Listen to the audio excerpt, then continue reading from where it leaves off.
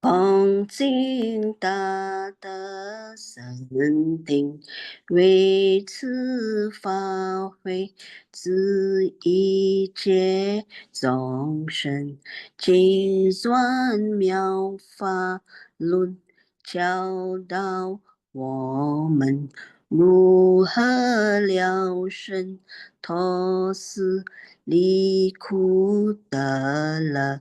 殊胜无生。Build the Sangha with great virtue, out of compassion, for the sake of this assembly and all living beings. Please turn the wonderful Dharma wheel to teach us how to leave suffering and attain bliss, and end birth and death, and quickly realize non-birth. Namo tassa bhagavato arahato samma sambuddhassa. Homage to the blessed, noble, and perfectly enlightened one.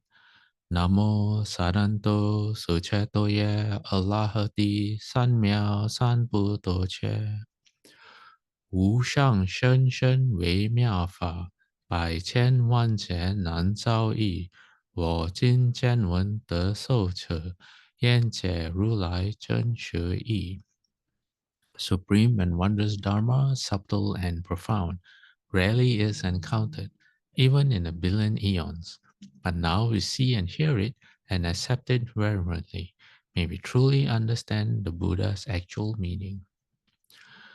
Namo, quelling disasters, lengthening life, Medicine Master Buddha. Namo, quelling disasters, lengthening life, Medicine Master Buddha. Namo, quelling disasters, lengthening life, Medicine Master Buddha. Namo, quelling disasters, lengthening life, Medicine Master Buddha. Namo, quelling disasters, lengthening life, Medicine Master Buddha. Namo, quelling disasters, lengthening life, Medicine Master Buddha. Namo, quelling disasters, lengthening life, Medicine Master Buddha. Medicine Master does come one.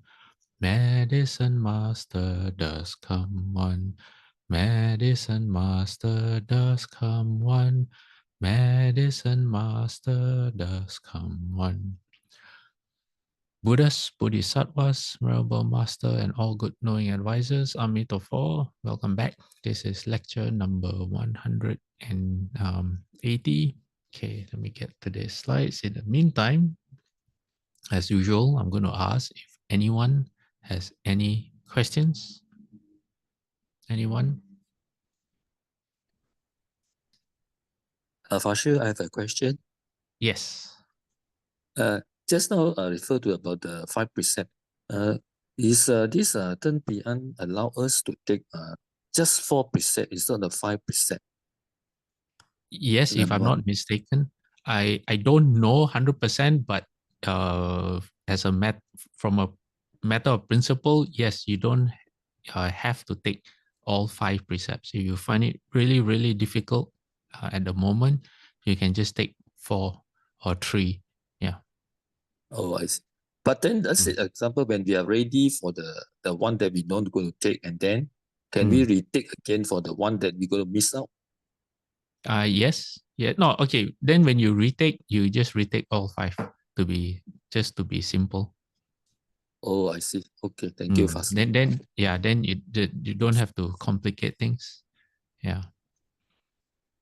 Okay, thank you, Faster. Yeah, but you have to check it turn pian, just to be sure. Shouldn't be a problem. Yeah, because it's when you take precepts, is for yourself. So what happens is if okay, I can't. Let me see. I can't.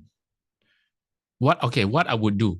Okay, I'm not telling anyone what to do, but what I would do is, since I understand the nature of the precepts, or at least I think I understand, during the precept ceremony, and it's when they are reciting that particular precept which I'm not ready to take, then I just don't recite, because that's what you do anyway.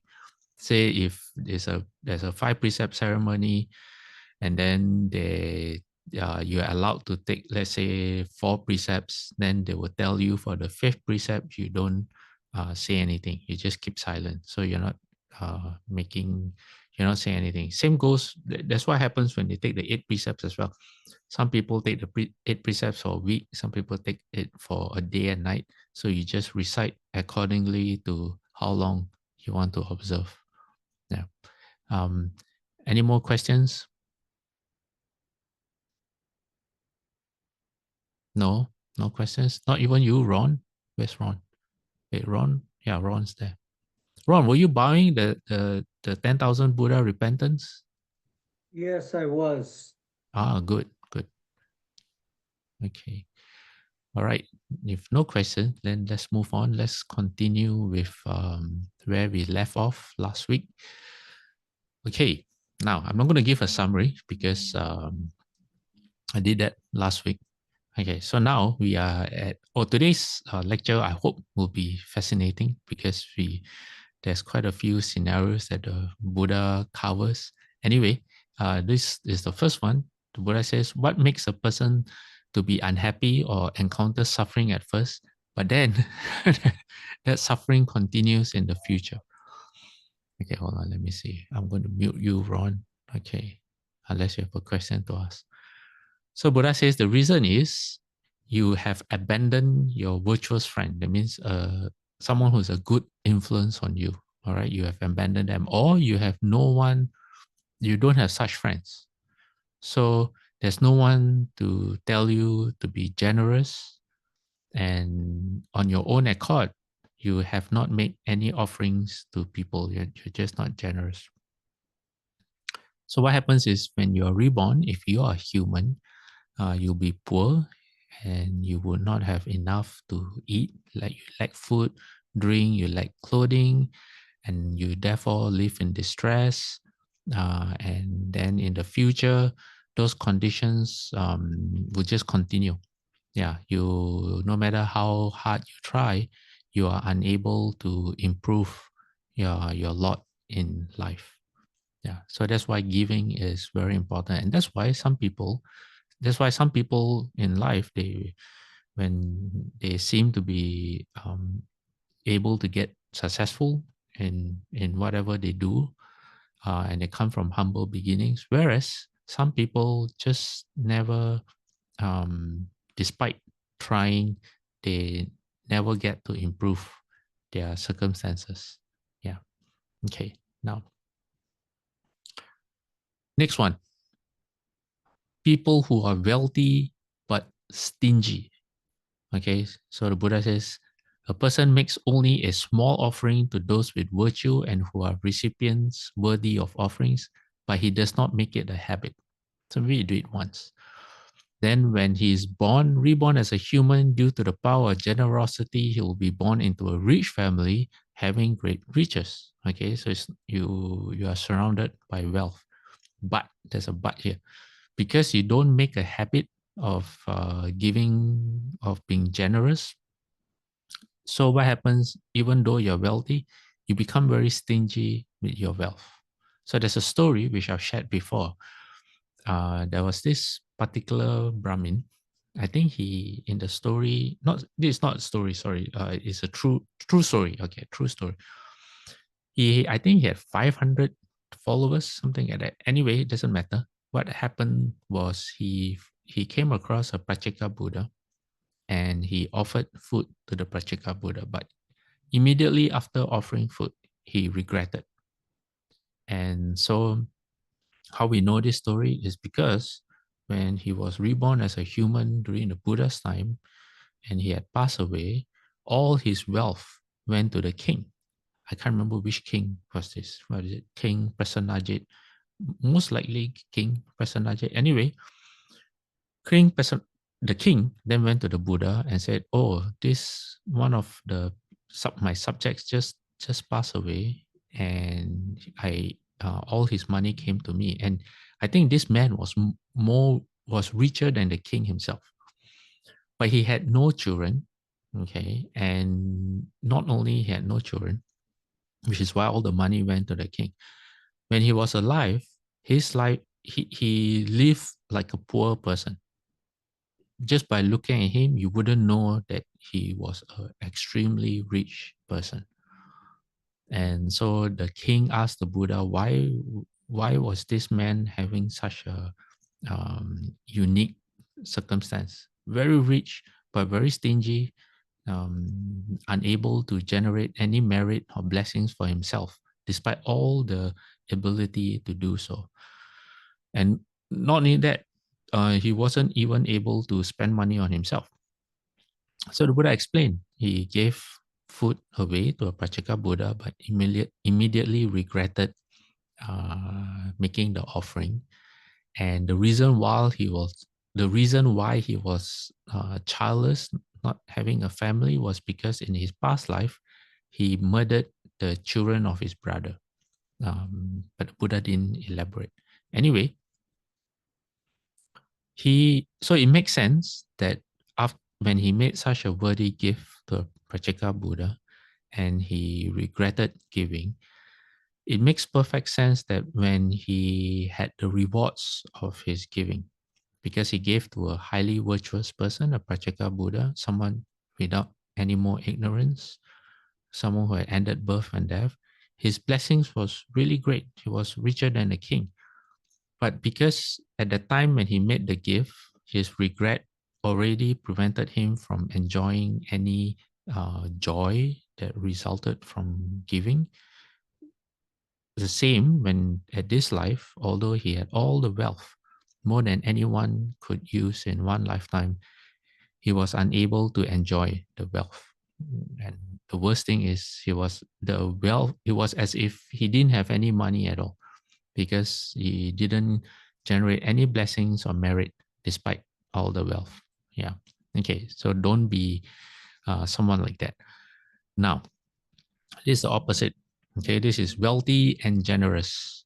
And so the Buddha says, suppose someone offers lavishly and has developed the habit of making very large offering. Sorry for my grammar.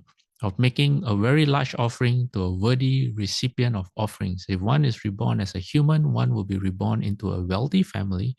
One can lead a life of abundance in food and possessions, and one will be a generous person. The accumulation of such an action leads to being wealthy and generous. So last week, I asked for a different example, happy and always happy. And Leven said it was Anathapindika. And I said wrong because that was Venerable Aniruddha. And it was a bit unfair of me to ask, because most people would think of Leven's answer was right. And it is right, just that for slightly different circumstances. So now we go into story mode, okay? Our next slide will be someone who's poor and generous, but we won't get there yet. So let's look a bit at Anathapindika. Why? Because he is extremely famous. All right. He is known as the Buddha's chief patron of all the lay people who supported the Buddha and the Sangha and the Dharma, I guess. Anathapindika was known in Sanskrit. His name is Anathapindada, but in Pali, which is more widely known, his name is Anathapindika. And if I'm not mistaken, his name might mean something to do with widows and orphans, someone who takes care of them. I'm not sure. I have to check. Anyway, why is he rich? Why is he famous? Because many sutras start with describing where the Buddha was. And in many of them, the location is Prince Jeta's Grove. Okay.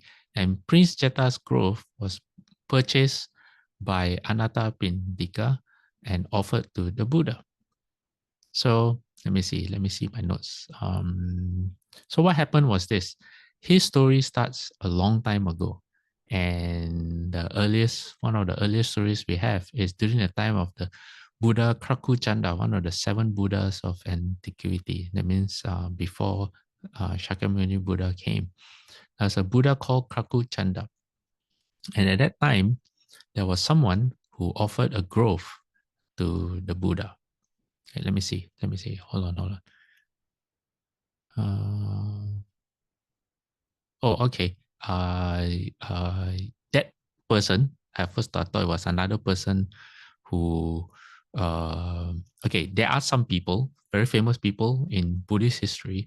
What happens is they see someone doing a particularly outstanding act, and they get so inspired that they make a vow that they want to be like that person in the future. So if someone sees someone offering flowers to the Buddha and they say, oh, in the future, I too want to be in the position to offer flowers to the Buddha. So then they make a vow.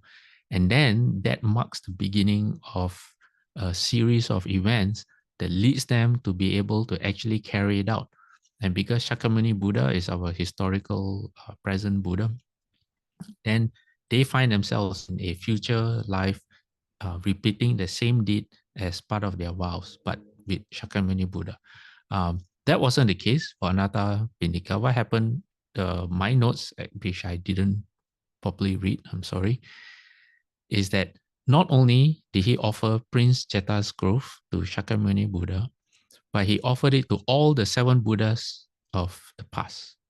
So he offered a grove to Krakachunda Buddha, to Kanaka Muni Buddha, to Kashyapa Buddha, to Sarvatasida Buddha.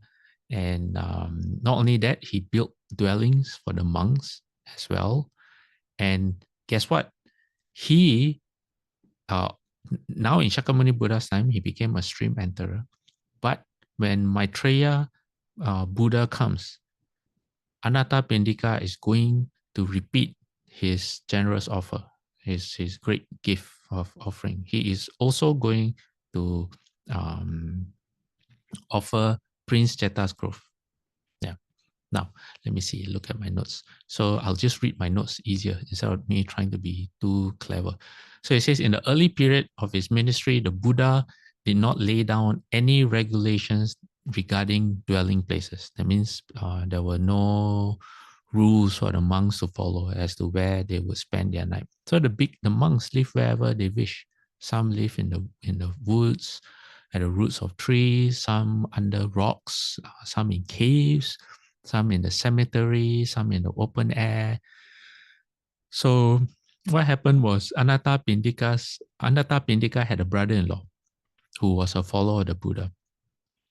And let me see, he saw how the monks live, and he suggested to them that the monks asked the Buddha whether the Buddha would allow them to accept a permanent residence. So before this, the monks didn't have a permanent residence. So the Buddha gave his permission. And this made Anathapindika's brother-in-law, who was a very rich merchant, very excited. And then he said to get people to build, I think at least 60 dwellings for the monks.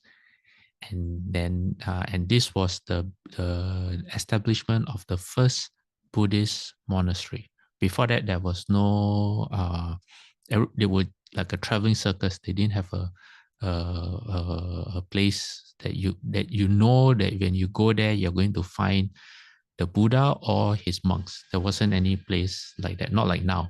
Now there are so many monasteries around. Yeah. And also to represent a training center for new monks. Yeah. So let me see. So let me see my notes. I'm sorry, because I compiled my notes. I think this was compiled 2 or 3 weeks ago, and then I should have read them before today. but but I didn't because I thought I had remembered, and now I find that my mind's a mess. So why am I telling you this? Okay, within the next 5 minutes, you figure it out. So my notes say the future Anathapindika was reborn in a wealthy family in the city of Hamsawati during the time of Buddha Padumuttara. Okay, this is a long, long time ago. Okay, there's a particular Buddha called the Buddha Padumuttara, and that was one of the lifetimes of Anathapindika. He was listening to the Buddha teach the Dharma, and then he saw a lay disciple being named as the foremost lay disciple among those who delighted in charity or generosity. So just now, when I said some people get inspired, so I was right. It is in in my notes. Anyway, when Anathapindika in that former life saw this lay person being praised by that Buddha as being foremost in generosity, in him it invoked a strong desire. He said, I want to be just like that person. And he says, one day I too want to make an extraordinary offering to a Buddha. And it was a vow. If that was a vow that he made, a promise that he made. So it says that the story goes that Anathapindika was born in very fortunate rebirths for 100,000 world cycles. Now, I don't have my notes with me. Let me see. Maybe I can find it. A world cycle is very, very long. Okay, a world cycle. Let me see if I have in my notes. A world cycle is, if anyone knows, let me see.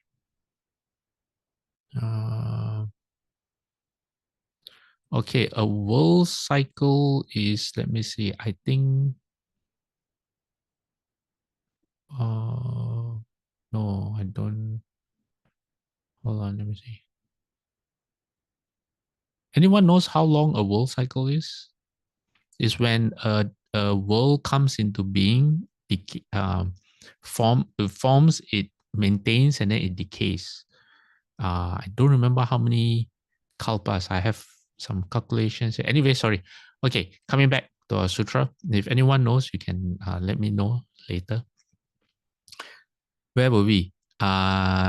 He for 100 world cycles. Let me see. 100,000 world cycles. He was always born in very fortunate circumstances, and then we finally come to when he was born in our time, in Shakyamuni Buddha's time. Okay, so his name, okay, his given name was Sudatta. So Anathapindika is kind of like it's not a title, but he was known by that. Why? Because Anatta means the destitute. That means no one, you have no one to take care of you, and you don't have your own resources. And Pindika means rice giver. So his name, Anathapindika, is based on his reputation of one who gives food to the destitute. That's how he got his name. All right. But his actual name, his given name by his parents, was Sudatta.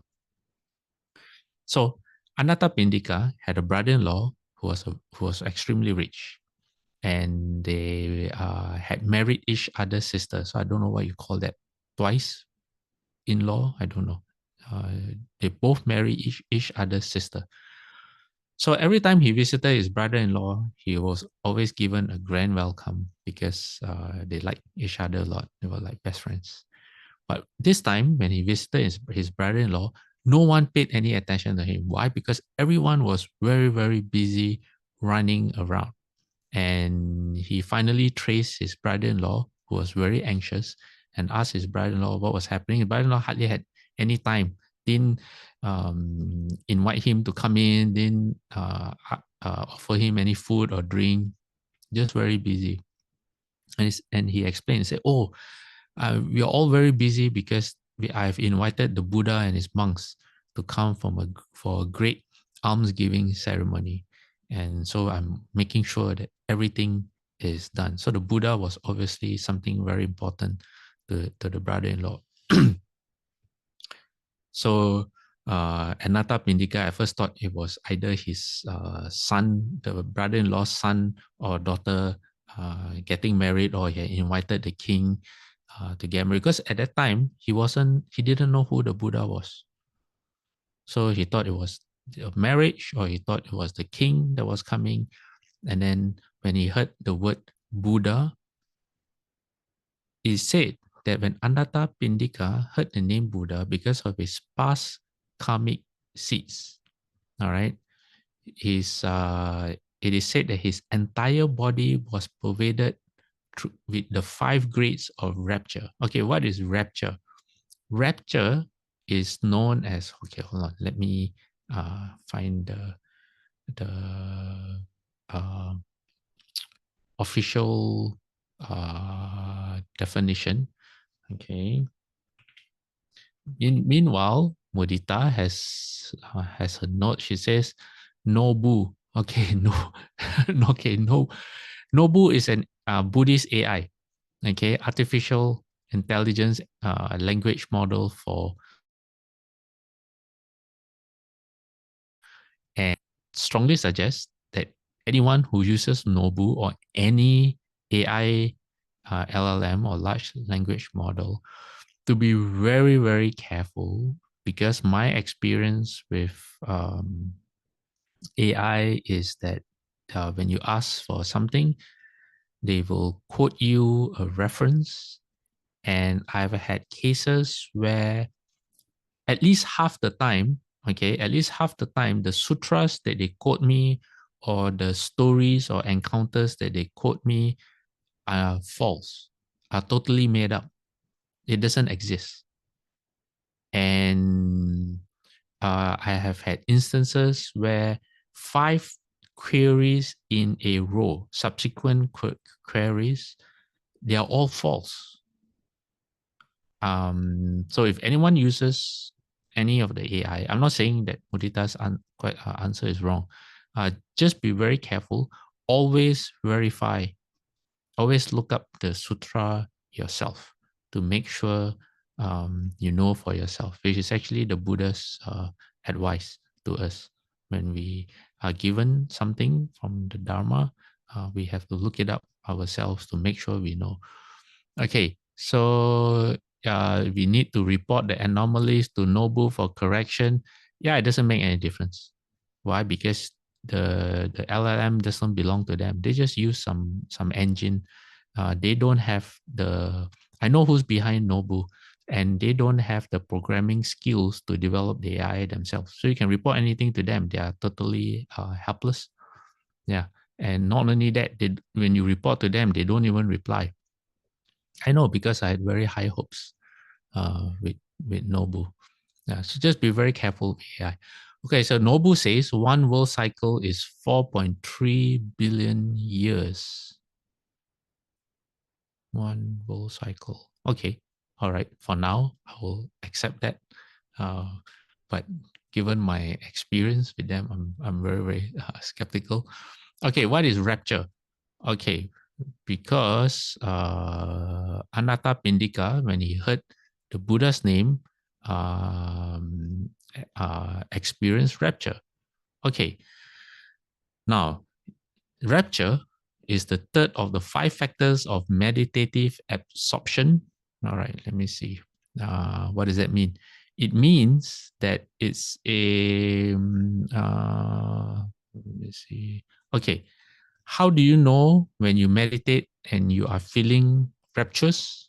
Okay, it's also known as horripilation. That means in Hokkien is called mo kin chang.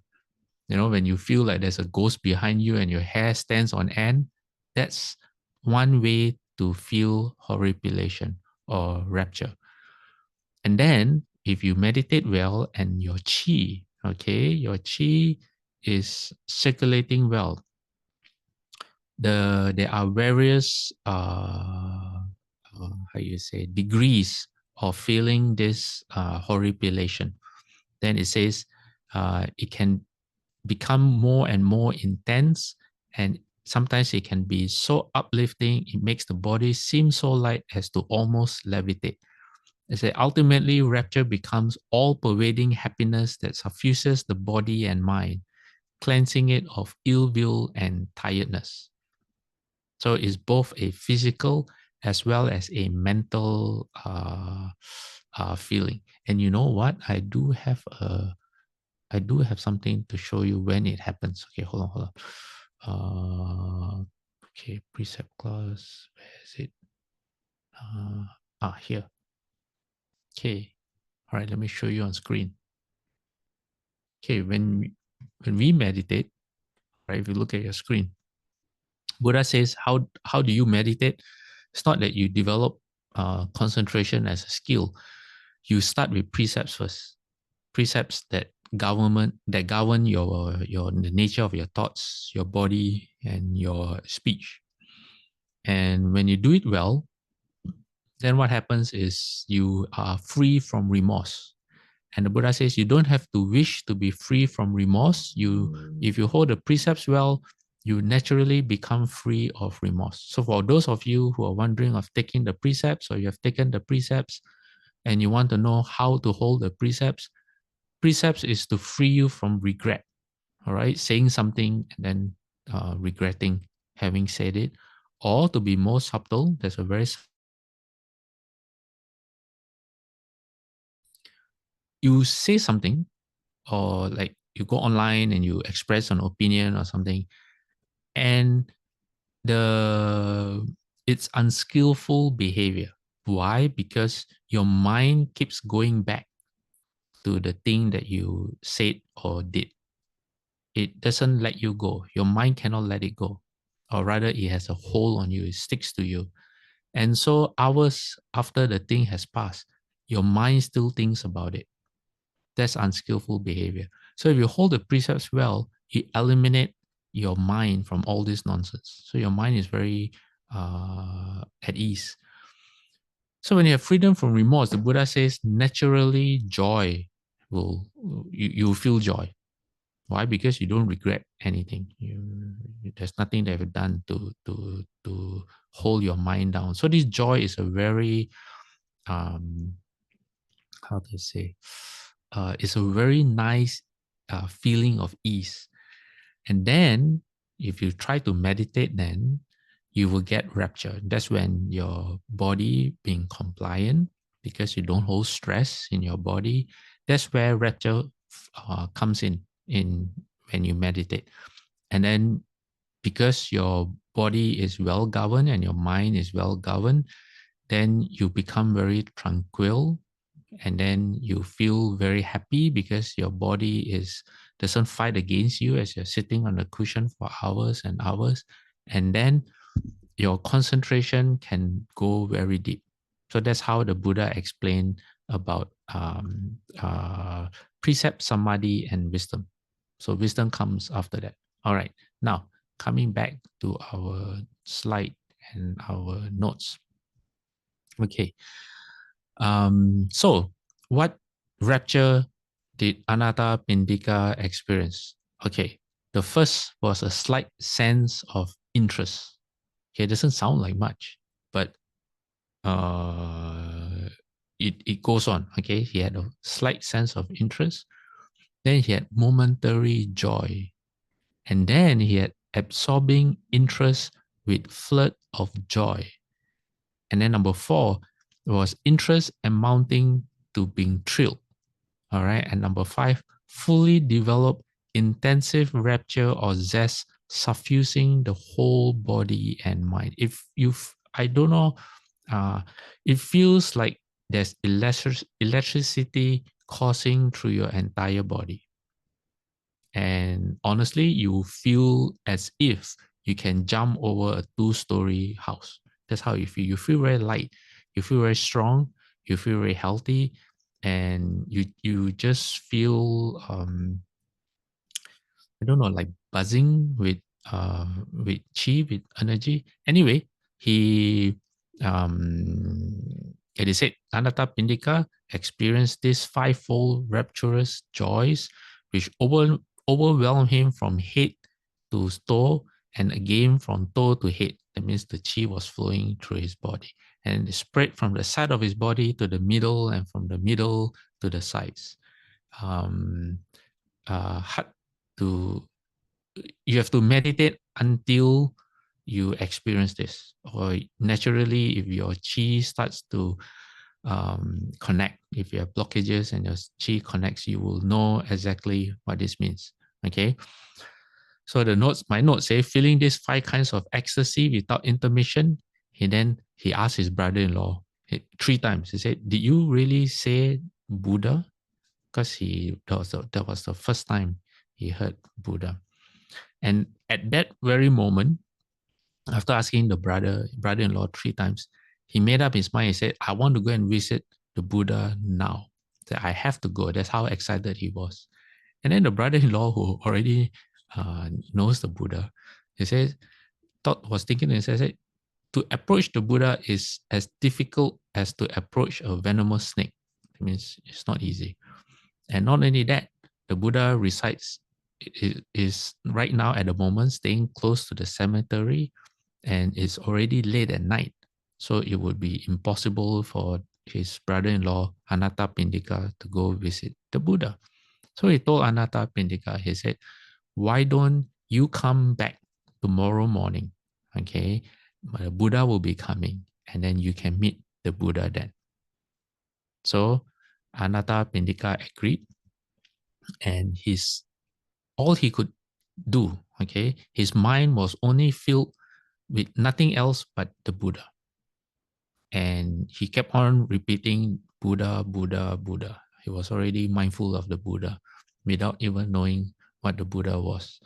And he was so mindful of the Buddha that he didn't have to eat dinner and he fell asleep. Now, halfway in the night, he woke up, all right, and he started to think about the Buddha again.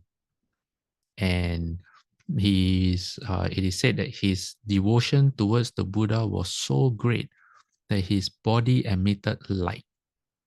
All right, his body emitted light as if 1,000 oil lamps were lit. Now you have to remember, Anathapindika not just was going to offer the Jeta Grove to Shakyamuni Buddha, but for the past 7 Buddhas, he had already done that, or the past 6. I'm not sure. So his good roots, okay, with the Buddha, the Dharma, and the Sangha was very, very strong. Okay, which is why right now all those karmic seeds were bearing fruit to the point that that his body was able to emit light. And he didn't know what was going on. He didn't know his body was emitting light. All he knew was that, oh, it's bright. So the sun had come up early morning. So he made up his mind and said, okay, I'm going to see the Buddha now. It's morning time. Then he walked out of the house and he saw that, hey, wait a minute, the moon was still in the sky. He said, oh, all right, so it's still night. So he went back and went back to his bed. Then he said at the end of the last watch, and this was before dawn, okay, the last watch of the night, he couldn't sleep. So he walked along the rails of the balcony until he reached the main entrance door, and he found that the doors were open. It was a 7-story mansion. I think he was staying with his brother-in-law, I'm not sure. Anyway, it was a huge mansion, 7 stories, and the doors were open. So he walked out the door and he walked along the main street, and he walked until he reached the gates of the city, and the gates of the city were also open. And why were they open? Well, Anathapindika had guardian spirits, guardian devas who were watching out for him. And they knew that he wanted to go and see the Buddha and pay respects to the Buddha. And they said they said that this man, okay, this rich man, on his worshipping the Buddha for the first time, will be established in the fruit of stream enterer. That means he'll become a first stage arhat and will surpass all others as the noblest of disciples in rendering service to the three gems of the Buddha, the Dharma, and Sangha. Not only that, they knew they was going to build a magnificent monastery for the monks. So they didn't dare have any door obstructing Anathapindika. So as a result, Anathapindika was able to walk out of the city, and then suddenly, as he was up in the city, let me see what happened.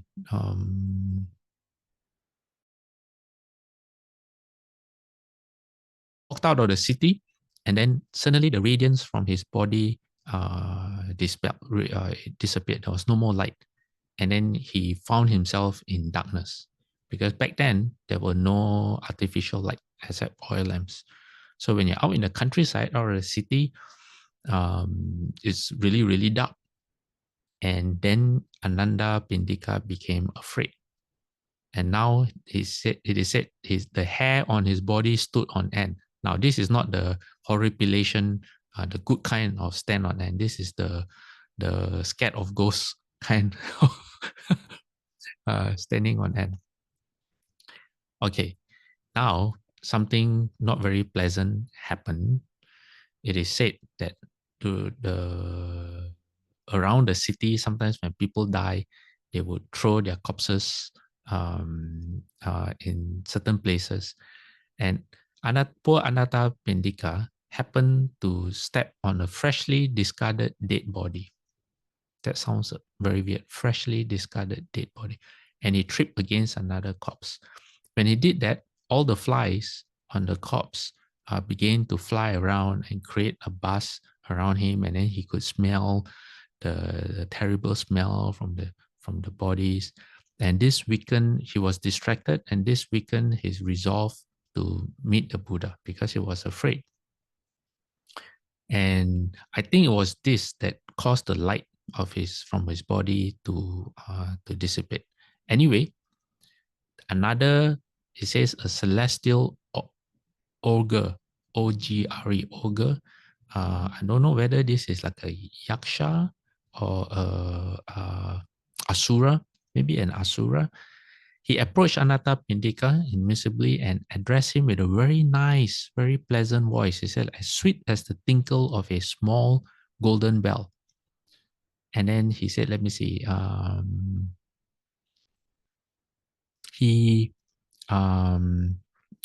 what's the word I'm looking for? He encouraged Anathapindika to continue walking. He said, even 100,000 royal elephants, horses, chariots, and royal maidens with priceless jewels that are worthy of a king are not worth 256 part. That means 1 divided by 256 of the good intentions behind each step that you can take on the way to see the Buddha.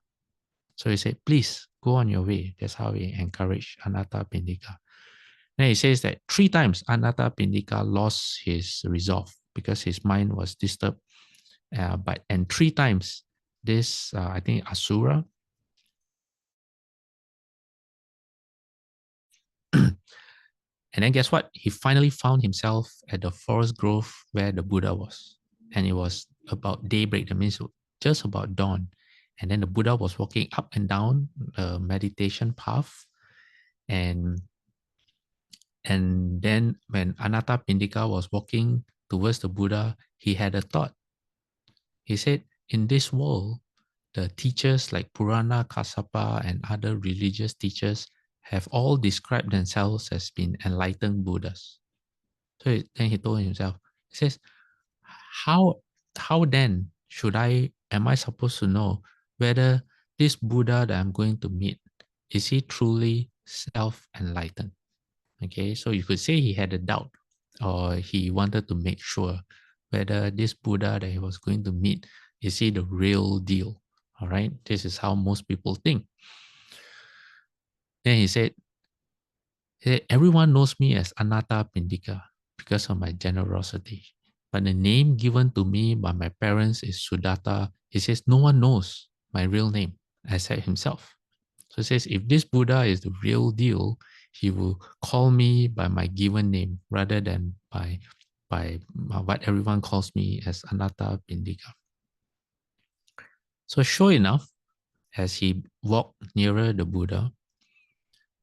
Buddha saw him, waved to him to come nearer and said, "Come, dear Sudatta." So the Buddha knew what was going on in his mind, and the Buddha called him by the name his parents gave him. So this made Anathapindika really, really happy.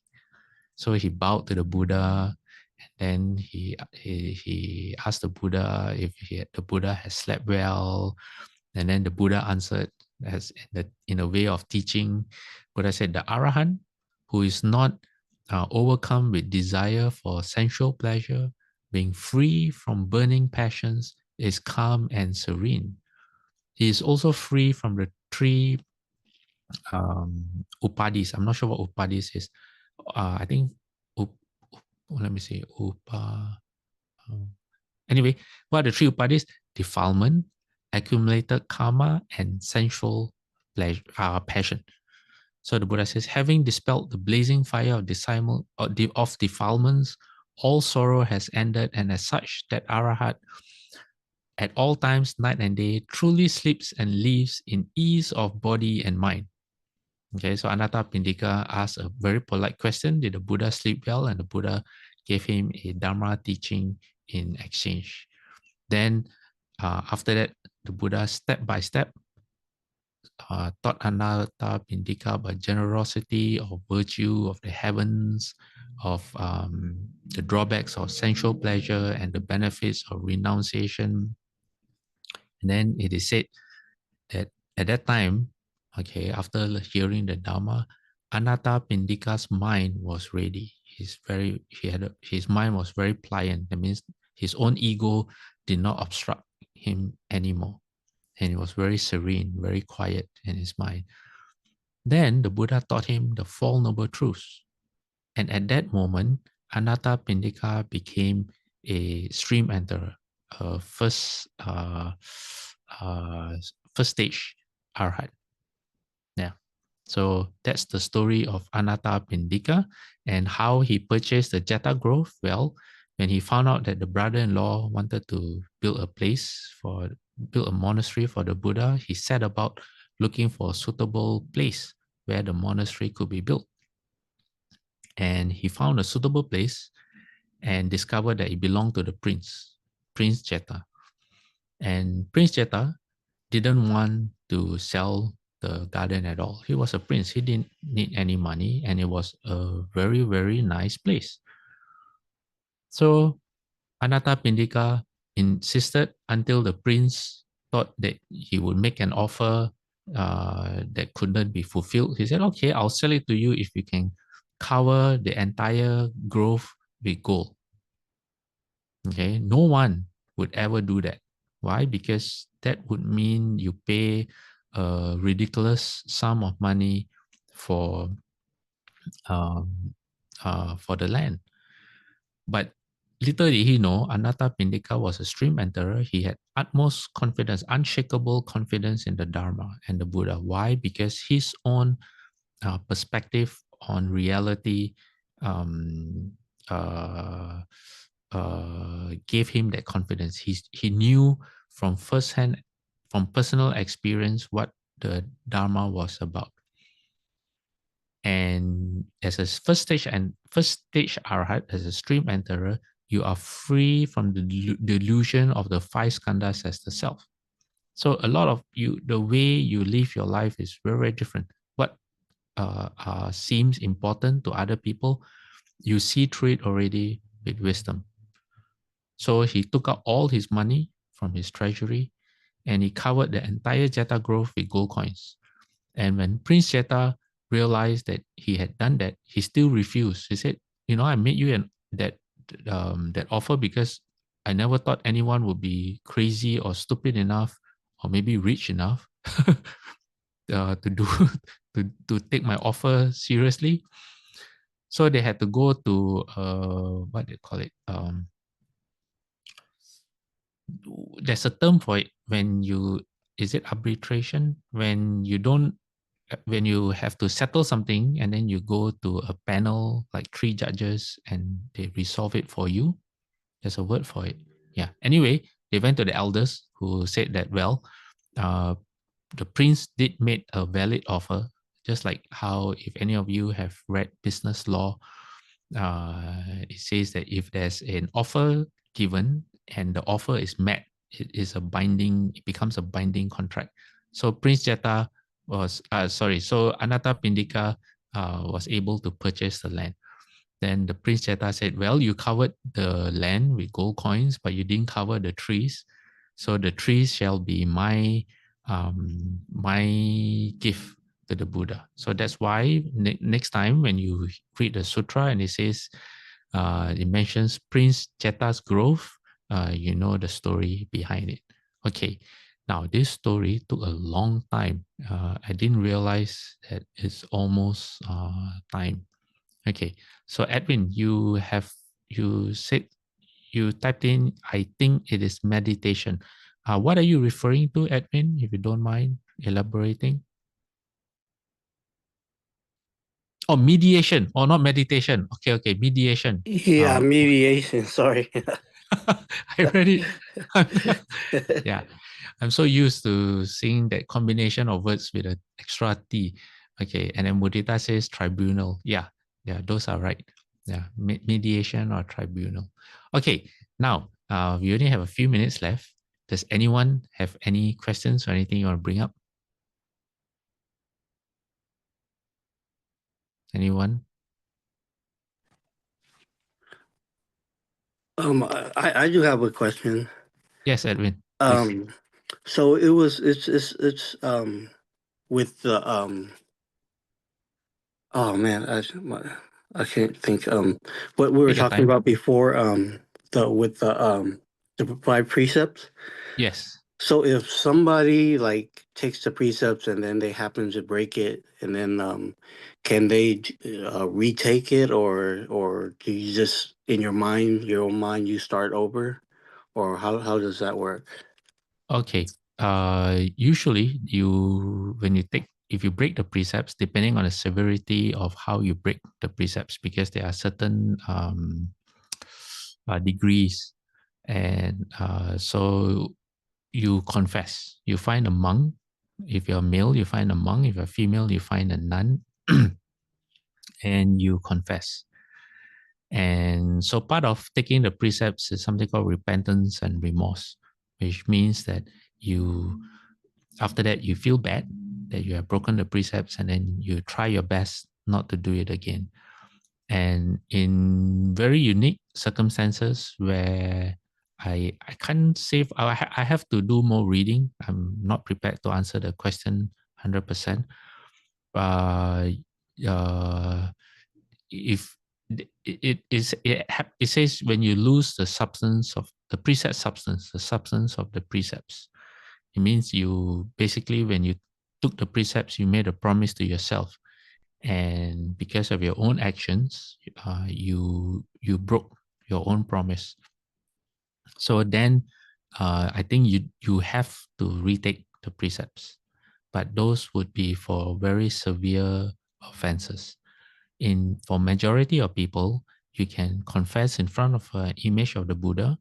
And for, I think, a more serious case, you can confess to a monk or a nun.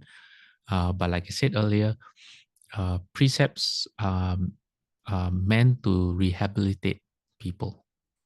And they are meant to guide people as a mirror against our everyday actions and thoughts and speech. And it's, for some people, it can be very easy because they have the karmic seeds to help them take the precepts. But imagine if for someone who has never, for all their past lives, they've never taken the precepts before, but then they take the heroic first step of saying, yes, I want to take the precepts. For them, it will be very, very difficult. And so what the Bodhisattvas will do, if they have proper preceptors, they'll be very encouraging. They'll be very kind, very patient. then they will tell that person, try your best, try your best. And they would expect that person not to be able to hold the precepts perfectly. Why? Because you are going against your own nature. You're going against your own habits. They say, sayings like a leopard can't change his spots, or you can't teach an old dog new tricks, or you have a reason why those sayings exist, because it's really, really hard to change. So the precepts are meant to help facilitate the change. In Yogacara, they say that if karmic seeds have the what's the term? Karmic seeds have a perfuming nature. So even though someone has never taken the precepts before, say in multiple lifetimes past, that if their resolve is very strong when they take the precepts and they are very serious, then there's a perfect perfuming nature where the act of taking the precepts has a higher ability to perfume other karmic seeds and therefore help or aid in that transformation. But it's still not easy. So, but what people who take the 5 precepts should do is to look long term. All right. As you try your best, know that the precepts are not meant to transform you on day one, because you might forget. Look 6 months ahead, 1 year ahead, 5 years ahead, 10 years ahead.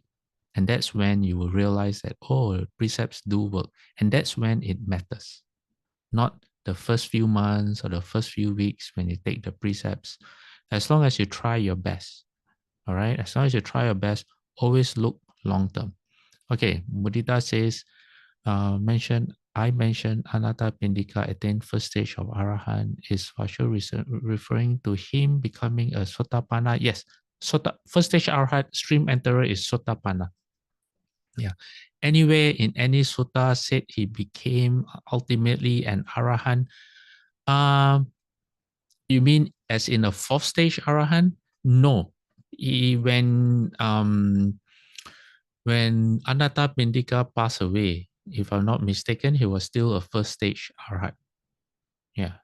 So I might be wrong, but I'm 99.9% sure that Anathapindika he did not attain anything higher than a 1st stage Arahant. Hold on, just let me quickly see where. Okay, hold on. I have a book called Great Disciples of the Buddha, and let me see where is. Okay, Anathapindika. All right, family and his friends, discourses by the Blessed One. Hold on. The death of Anathapindika. Okay, there is a sutra called MN 143. Okay, let me quickly show you what this sutra is.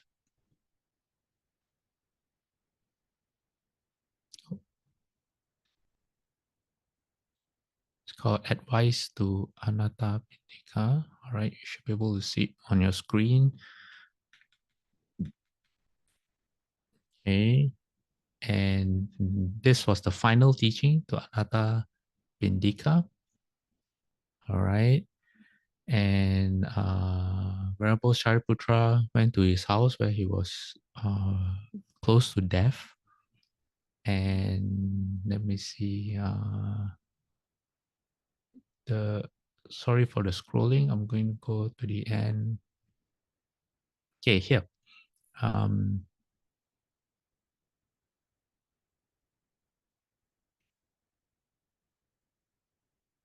Okay, so it says, and when the Venerable Sariputra and Ananda had given the householder Anathapindika this advice on how to meditate, Not long after they had left, Anathapindika passed away and was reborn in the host of joyful gods. Then it says, then late at night, the glorious godling Anathapindika, lighting up the entire Jeta grove, went up to the Buddha, bowed, stood to one side, and addressed the Buddha. He praised Shariputra, and then, yeah, so then the Buddha explained who was that Deva that came. So the fact that he was reborn in the heavens showed that he was not a full-fledged arhat, not a fourth-stage arhat. Yeah. His attainment only mentioned his Sotapanna, first stage arhat. Okay. Unless you have read differently, or if I had said it wrongly earlier, if I had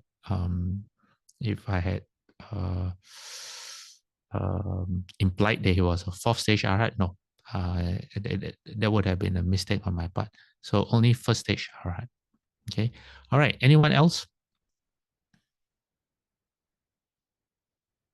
No? Okay. Well, this is a first because I only got through a few slides for this lecture. Normally, I get through to at least 10, 15 slides, but today I only got through 3 slides. Okay. All right. So if there are no more questions, then we will transfer merit. Okay. All right. And this week we're going to do the Abhayagiri transference. Okay, I'm going to put my palms together. To the goodness that arises from my practice, may my spiritual teachers and guides of great virtue, my mother, my father, and my relatives, the sun and the moon, and all virtuous leaders of the world, may the highest gods and evil forces, celestial beings, guardian spirits of the earth, and the Lord of Death, may those who are friendly, indifferent, or hostile, may all beings receive the blessings of my life. May they soon attain the threefold bliss and realize the deathless. Through the goodness that arises from my practice and through this act of sharing, may all desires and attachments quickly cease and all harmful states of mind. Until I realize Nibbana, in every kind of birth, may I have an upright mind, in mindfulness and wisdom, austerity and vigor. May the forces of delusion not take hold nor weaken my resolve. The Buddha is my excellent refuge. Unsurpassed is the protection of the Dharma. The solitary Buddha is my noble Lord. The Sangha is my supreme support. Through the supreme power of all this, may darkness and delusion be dispelled. Okay, I have a question for Edwin. Edwin, are you from the Bay Area or in which part of California?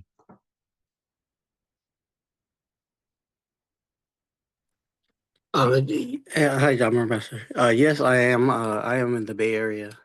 Okay, do you go to Berkeley Monastery? Yes, that's correct. Yes. Oh, have I met you before?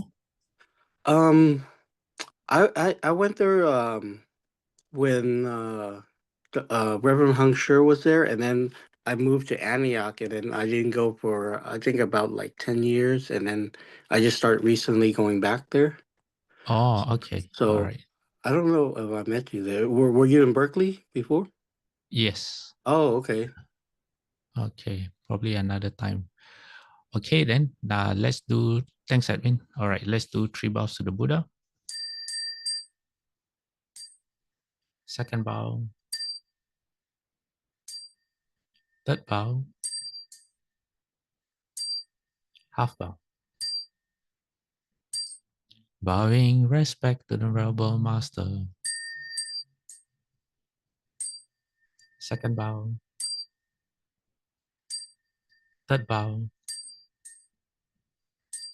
Half bow. Okay, everyone. Amitofo. See you all next week.